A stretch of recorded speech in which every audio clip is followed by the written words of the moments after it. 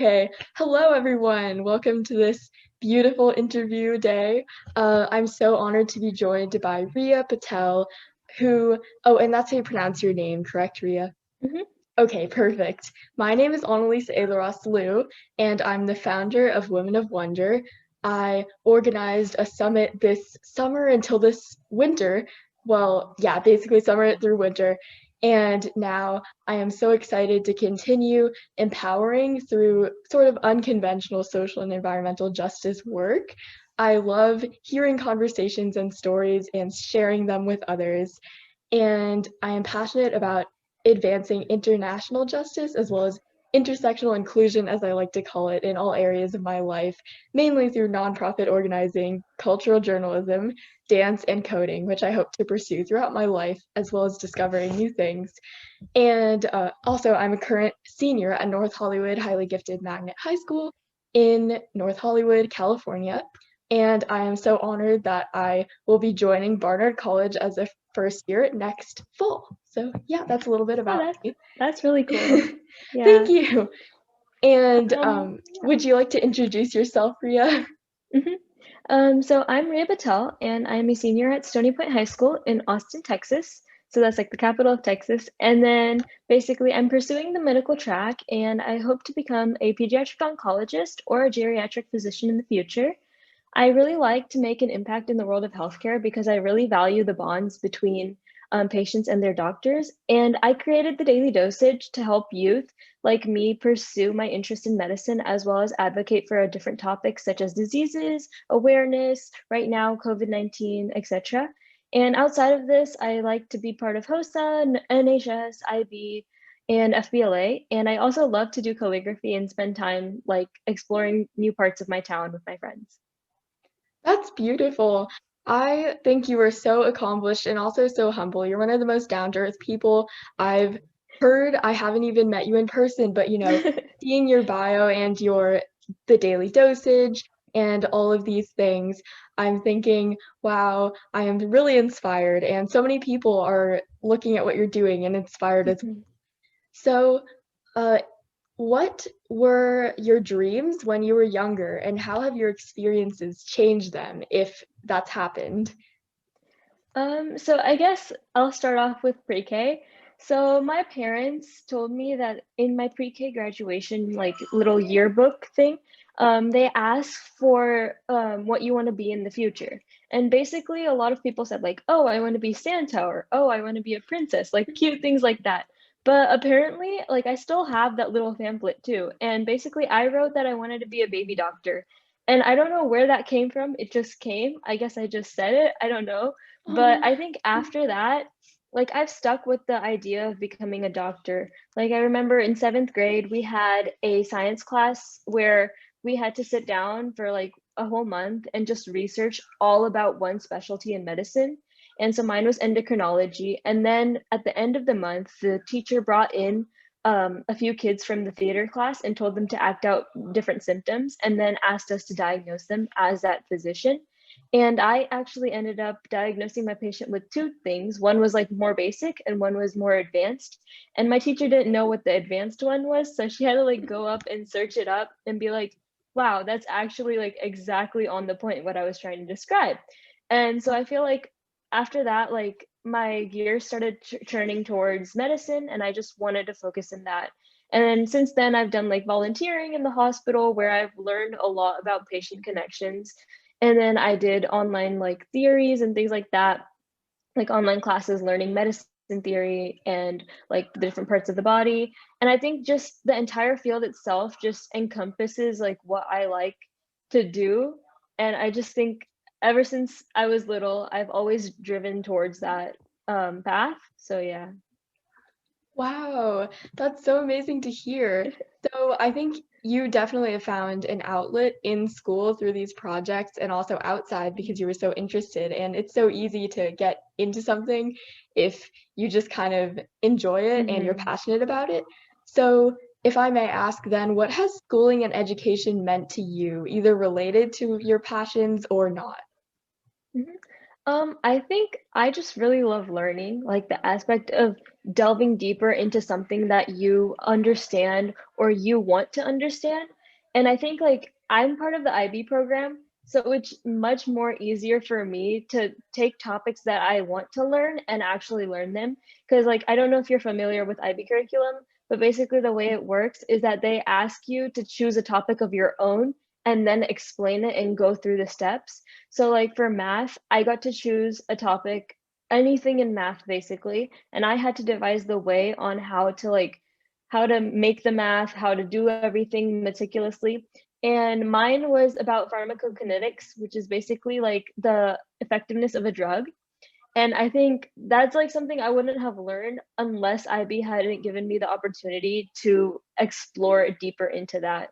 So I think like IB was allowed me to get like different topics from different areas and actually like apply it to things that you wouldn't think they would be applicable to. Wow, that's great to hear. I actually first heard about IB from my mother, who I don't know, I think she knew about it because our uncle took IB, and we have AP at my school, so Mhm. it's similar, but I think it's technically not as, I think, encouraging. It's Individual, more, yeah. yeah, it's not as individual and unique Mhm. focused. So yeah, there's a class for sort of like research, but I feel like Yeah. I've had the tools from education, and then Mhm. it sounds like you've had that too, but then you've also had the motivation and taken Mhm. it further. So that's excellent.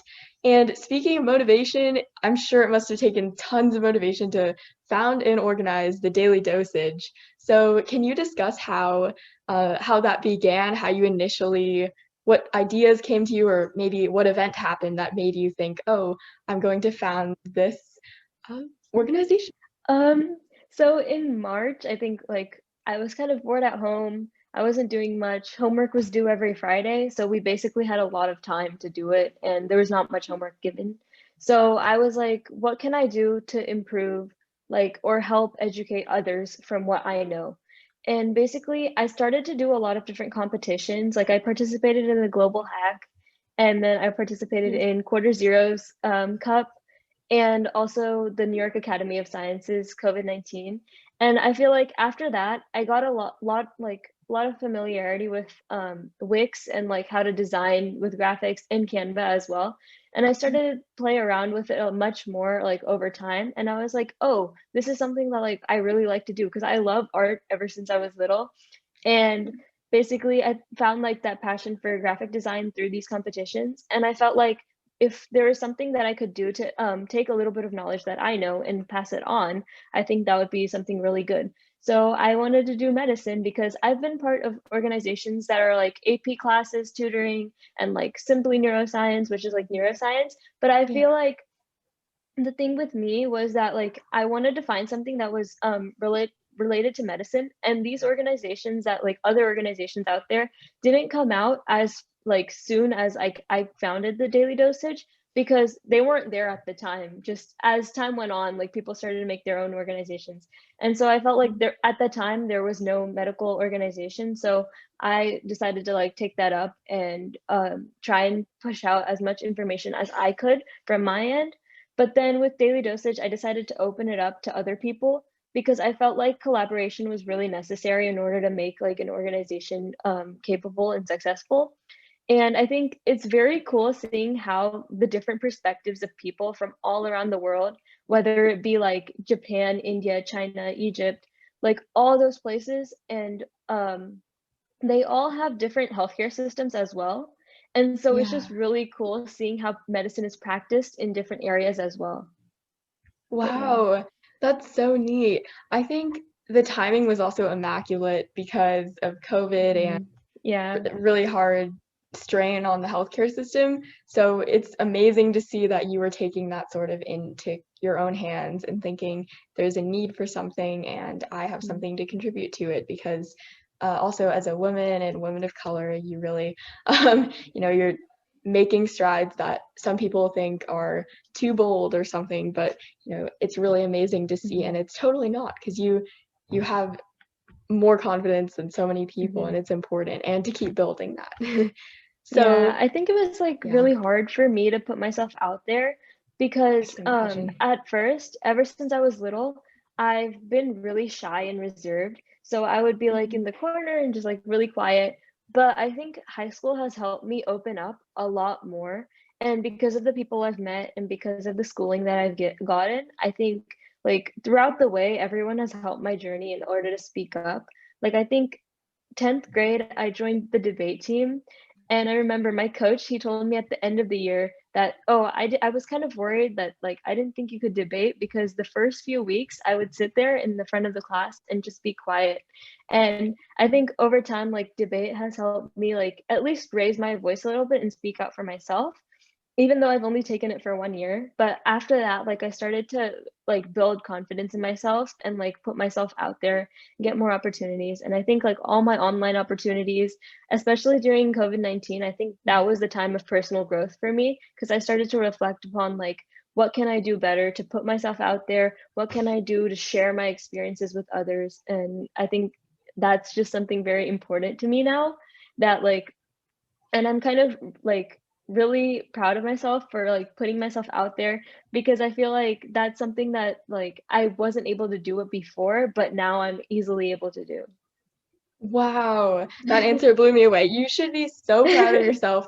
And I also really relate because I've been really reserved and introverted Mhm, since I was younger. And I mean, I still am more so, but mhm, I realized that there are things that people maybe will say, but you kind of have to get past that and think of what you want to mhm, do and know that you have something to contribute. And that's one of the best feelings because you have motivation and also you've learned so much and you can take those and really contribute by creating something. And yeah, I'm really proud of you. I Thank also you. know, yeah, I also know that debate is a really hard, I'd say a really challenging sort of Mhm. way to get into public speaking.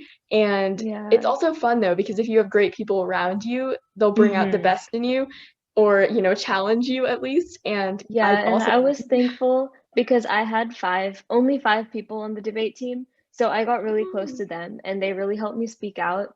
So I feel like it's all because of them and my coach that like I started to open up more and just like really have that like understanding that oh, it's okay to put myself out there. It's okay to put a voice out there. But yeah.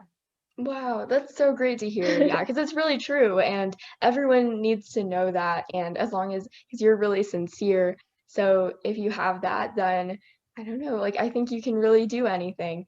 And you've also worked with NAMI and Render and the Brain Mhm, Resource Creation Initiatives, and how have that been, how has how have those experiences been, they related to mental health, and then how have you gotten into that? Because I know you're interested in the pharmacy side sort mhm, of medicine and medicine more so, but then I've learned about holistic health, and I'm sure you probably have heard of it too, mhm, where mental, physical health, they all connect.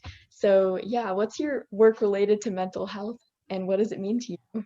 mhm. I think mental health is a very important aspect of like a high schooler's day-to-day life because especially with the stresses of IB and AP classes, it can get very like hard to manage things and then you start like falling into a cycle of procrastination and like very hard time management and things like that if you're not motivated. And I think that so I started off with NAMI, which was like in freshman year, but it was just like we got a fundraise for HOSA, which is like our health science club, and they asked us to fundraise a little bit for NAMI. So I started to learn more about this National Alliance of Mental Illness, and I just like started to spread awareness, raise a little bit of money, but not like that wasn't much there. But I think over time, I started to realize that like I need to give back to this like NAMI and all everything encompassing it. And so I remember sophomore year in February, I joined the International Youth Neuroscience Association, where we or basically created a bunch of different tests for a high school curriculum for people that are more underprivileged or all around the world. And we also gave back to NAMI through like awareness, outreach, things like that. And that's where I started to get my interest into neuroscience. I want to major in neuroscience. next year. So I feel like that's like very important for me to like have that backing. And then later on, I started to work with Simply Neuroscience and Brain Research Creation, where we basically took a book that was called the Brain Bee book. And the Brain Bee is an international, or I think it's a national or international competition that is for neuroscience. And where we do, we make like different PowerPoints and other things like that for people who are studying for that competition. And we also do a lot of outreach. So I was part of the awareness team for a while where we like made Insta posts about like different mental illnesses, things like that. And then Render was my last big project. I did that for quarter zero competition. And it was basically where you make a startup, like you're a business, and you make a startup with 4 people. And we have a mentor that will help you. And like mine was luckily the founder, and he's amazing. So shout out to him. But basically, it was a group of 4 high school students, me and 3 others from California. And I felt like we needed to do something that was related to us so that we could have a personal connection with whatever we were doing. And we ended up doing mental health. And basically, Render is a service where people can text, chat, or call anonymously, as well as like write on a discussion forum if they need to about any mental illnesses or like mental health they need. And so we got a lot of them. Mostly they were like relationship advice, some stress issues, things like that. But I just think it was really cool to see that like we were able to make a difference as like just peers of them. And they knew that like we weren't like therapists or anything, but they knew that they were just talking to a peer. And I like really had that connection with some people that I felt like, oh wow, it's like really cool to have that. So it just takes me back to like the patient interaction thing with medicine. I think my strong point and the thing that I really like that motivates me is connection with people. And I think that I have like a vibe that like people can open up to me. And I think that's just really cool to like have. And I like to talk to other people, meet new people, and just make a difference. But yeah.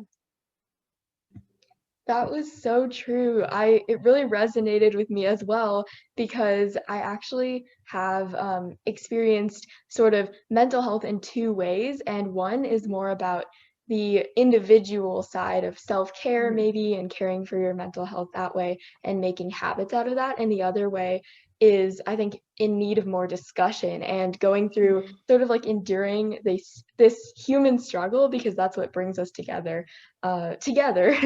So Mhm. you creating those platforms or even collaborating to make them and making these issues more heard about, mental illnesses especially, because that's sort of the other section of mental health where there's Mhm. more of the fun and daily side, and then the more, what happens if something doesn't work or if you need more and you feel like you're struggling, then that's like the connections part. So it's great that you were Mhm.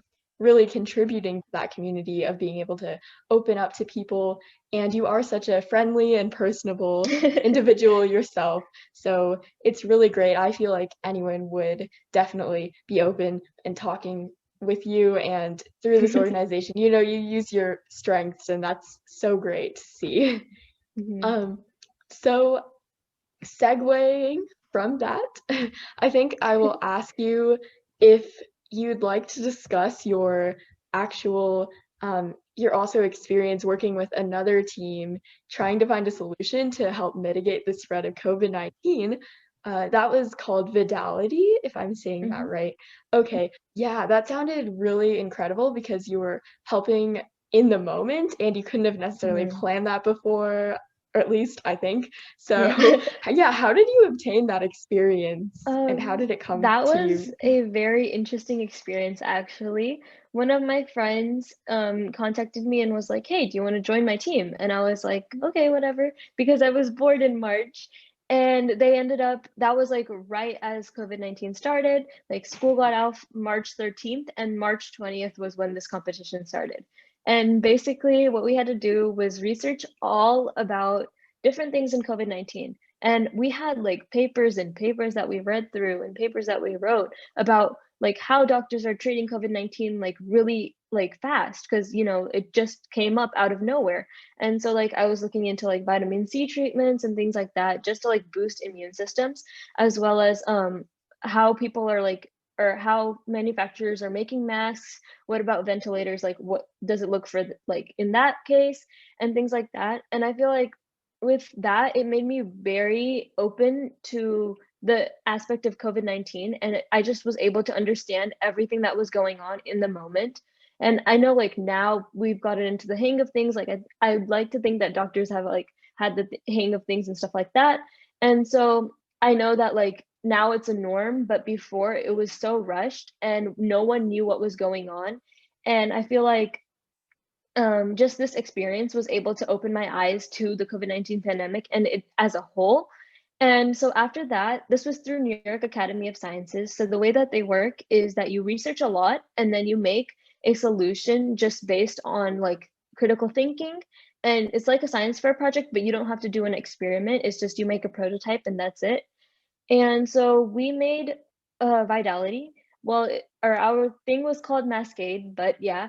And basically, this entire project was to help mitigate the spread of COVID-19 through personal protective equipment and just like show and pass it on to other people. So basically, the way that this worked was it was a online platform called Mascade where people could submit their designs like of face shields, face masks, and things like that, and it would send that those designs on like a geographical map so people could see that like this is the place that like this mask comes from, this is the place that this mask comes from, so that it didn't have to like do any international traveling or anything like that.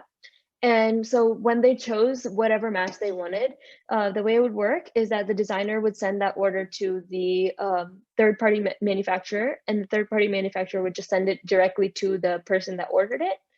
And I think this was really cool because like I had never thought about that before, and that was not something that was like relevant at the time.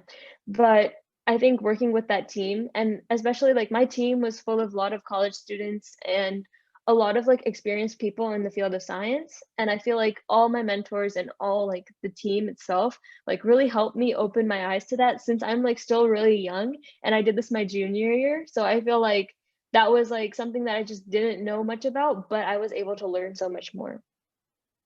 Ooh, wow. Yeah, that's really incredible because there was so much uncertainty and chaos really going Mhm. on. And then you see like the inside process a little bit at least. You get a little glimpse into that and you're sort of affecting that.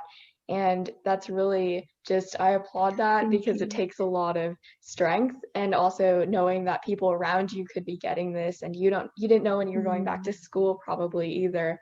So yeah, I'm really Yeah. proud of I think that it as was well. really crazy too because the news sources, each news source said something different about COVID.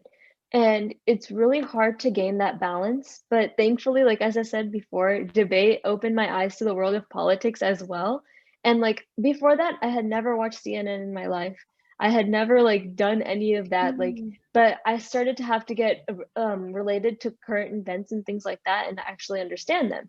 And so then I know like elections and stuff came up. And so basically that's when I started to follow news much more. And I saw the divides between a lot of different news sources. I think like after COVID-19 hit, I started to watch the news much more just to like inform myself. But then I realized that like watching one news source is not going to do anything. Like you're going to have to look at multiple news sources and take data from that. So through this project, I was able to learn that like you have to take all of the different news sources and put them together in a way that makes sense. And I know a lot of data can be skewed and things like that. People take things out of like misinterpret things. And I feel like it's just like this was an eye opener to the world of news. Wow, that's really insightful though, because I also I know that actually we don't get cable television, but we watch news on YouTube and we have other streaming Mm-hmm. sources, but I definitely like staying updated and I personally read a lot of journalism Mm-hmm. articles and news in the articles. We don't get the newspaper, Yeah. but that would be I don't know if it's still delivered too much now, but definitely reading multiple sources and cross-referencing and also then synthesizing your own opinion and balancing that so you're not spending Mhm. all day on news is really good and really just it'll serve you later on Mhm. too. So that's awesome. And I would love to hear more about your uh I think your job at Simply Neuroscience, you started, and are you still there now? Sorry, I Yeah. didn't. Okay, yeah, I thought so. So that's great because you've been carrying through with that as well. So basically, I found Simply Neuroscience through two people. I used to work at Fiveable, and that's where I met Skylar Basco, and I think you know her because of one of the workshops, but Skylar Basco and Jed, and basically both of them really opened my eyes to Simply Neuroscience because I was like, I'm interested in medicine. Do you have any opportunities for me? Because they seem like people that would like were putting themselves out there, and they're very like enthusiastic and they push themselves out there for networking and things like that. So I was like, hey, do you have any opportunities in medicine? And they were like, well, I have this Simply Neuroscience thing, but like, I don't know if like you'll like neuroscience, but give it a try. So both of them gave me Simply Neuroscience. I ended up signing up for it and I got in. And then I started to make like create resources for brain resource creation, which is basically the department that Jed and Skylar ran.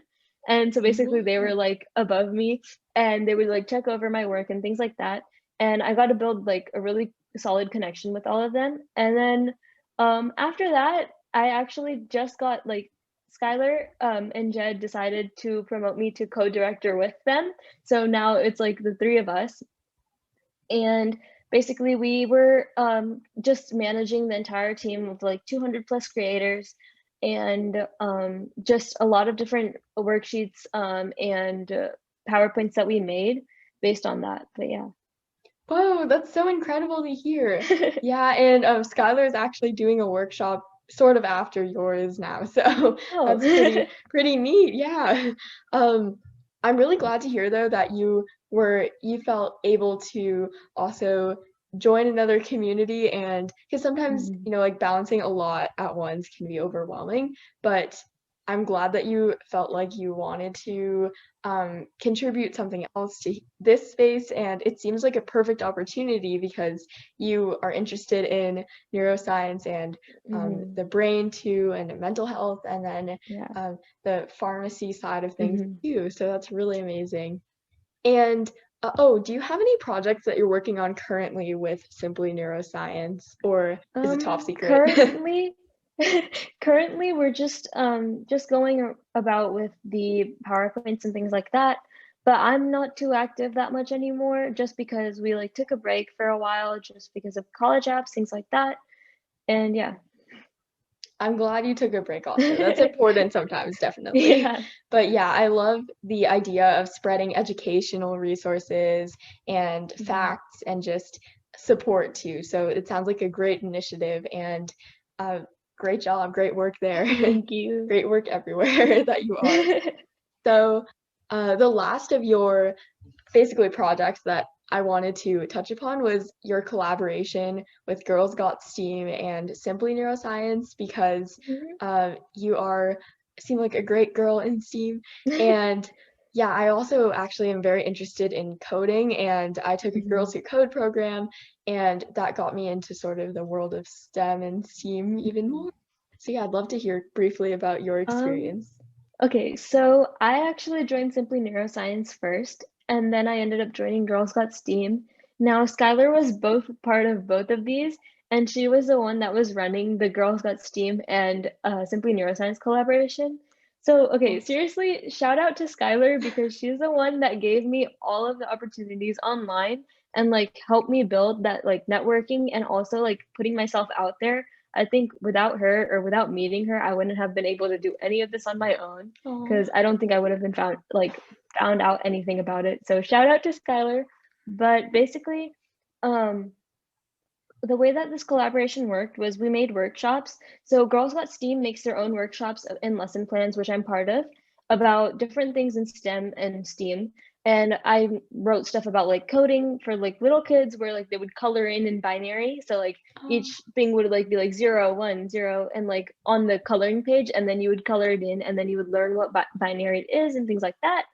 And then also, I made few lesson plans like that. But then when I got into the Simply Neuroscience side of things, it was like neuroscience based. So we would work in teams from Simply Neuroscience and make workshops for Girls Got STEAM.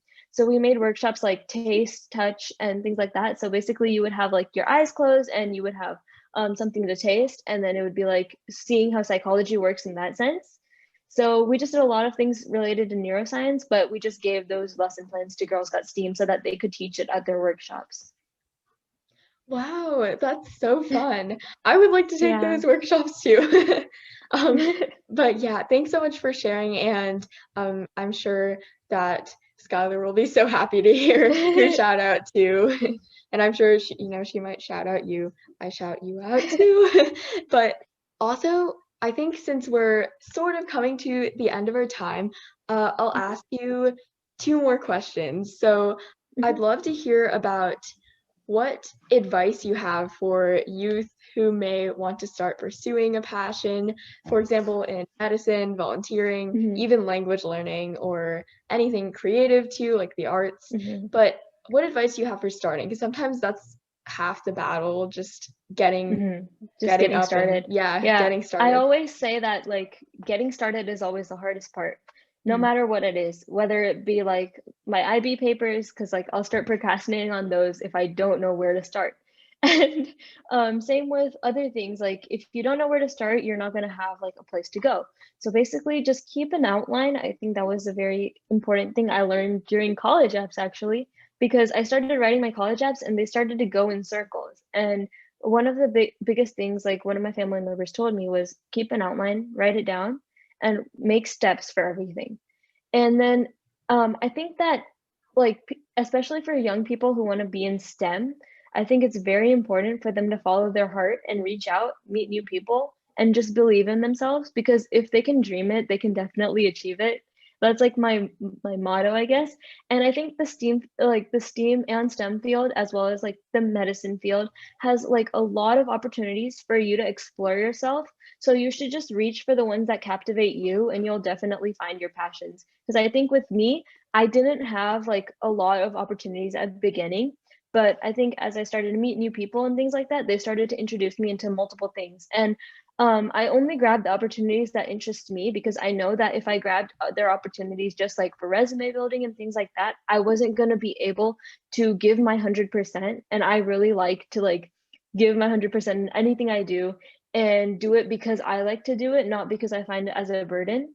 And so I think like even I think that's what made all of this, like managing everything together, just really easy for me, because I'm not good with time management, but I like to do all of these things. And so over time I got to learn that like, okay, I have to prioritize, like I have to put this together. So I think that like you need to prioritize, and just keep an outline for yourself, and follow your heart, do whatever you makes you happy, and I think that's it.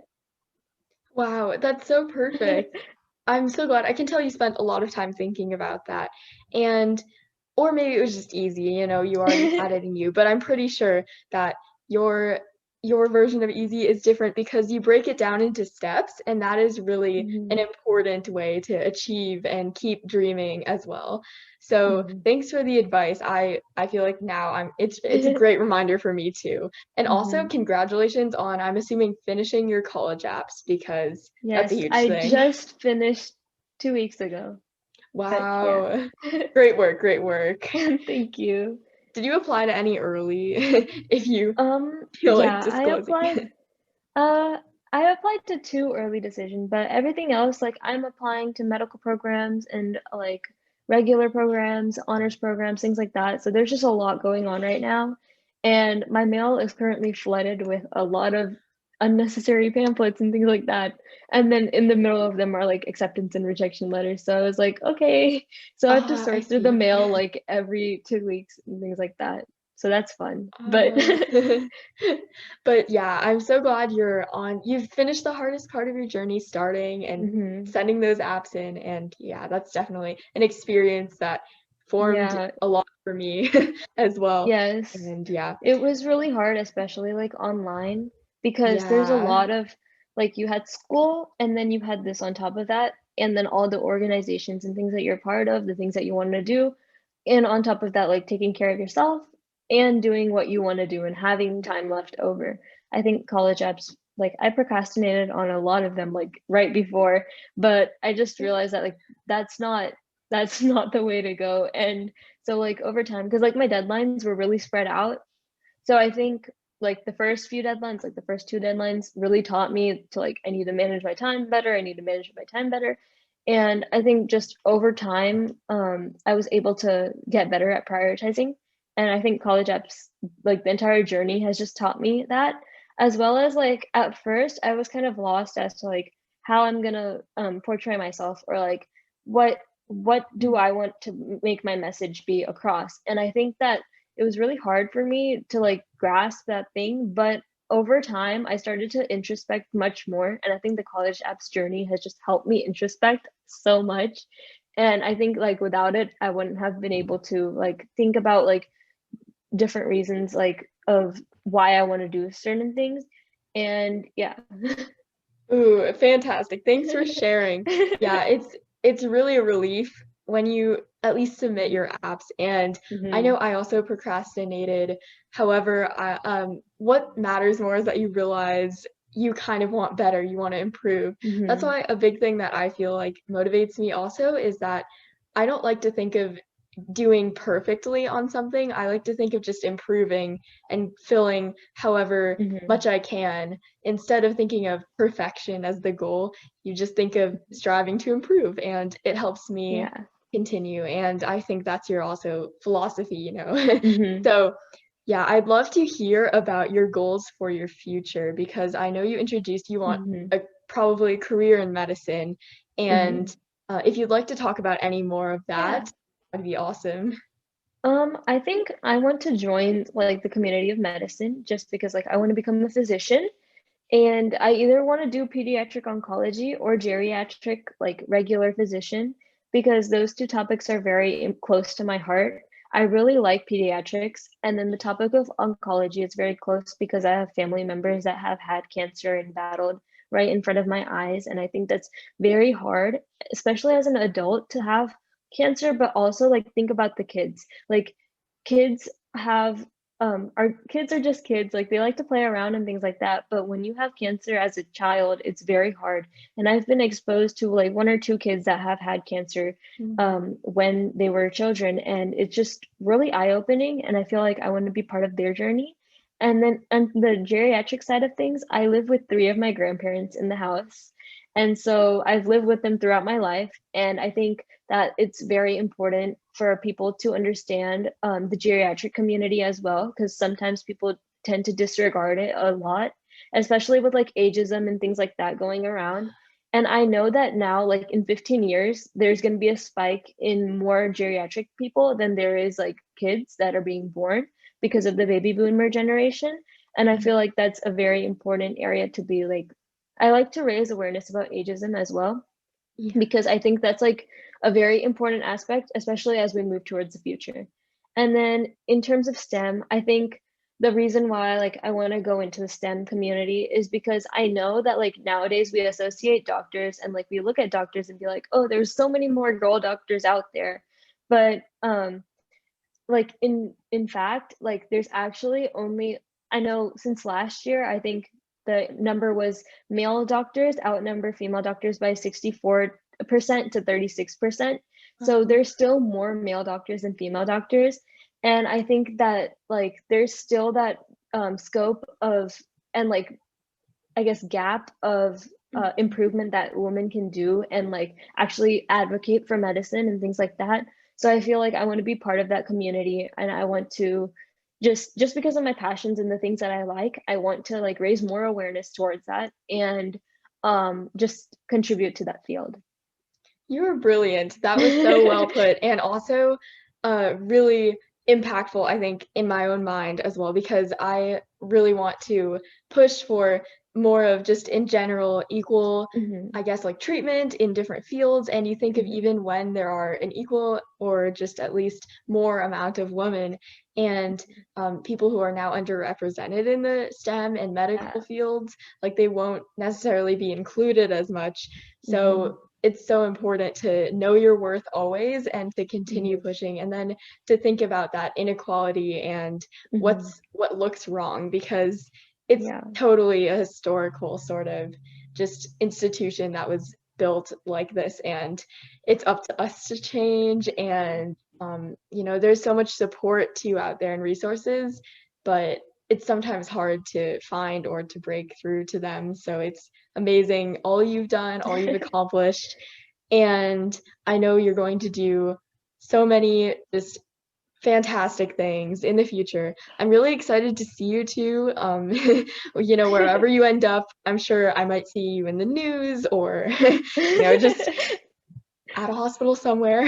I really hope, because I would be honored to be, or I don't know, to just like send someone to you or refer them to you or send them. But yeah, Oh, thank you. thank you so much for talking with us today. And I know so many people will be totally inspired by this discussion. So thanks, because you reached out to initiate this and I wasn't necessarily, like calling for speakers or something. So it means so much, because that's exactly what I admire and that's exactly what the world needs more of. People who are Thank you just, so much for having me. incredible like you, and fierce and dedicated. So thank you for being with us today. And I'm going to say goodbye, pause the recording.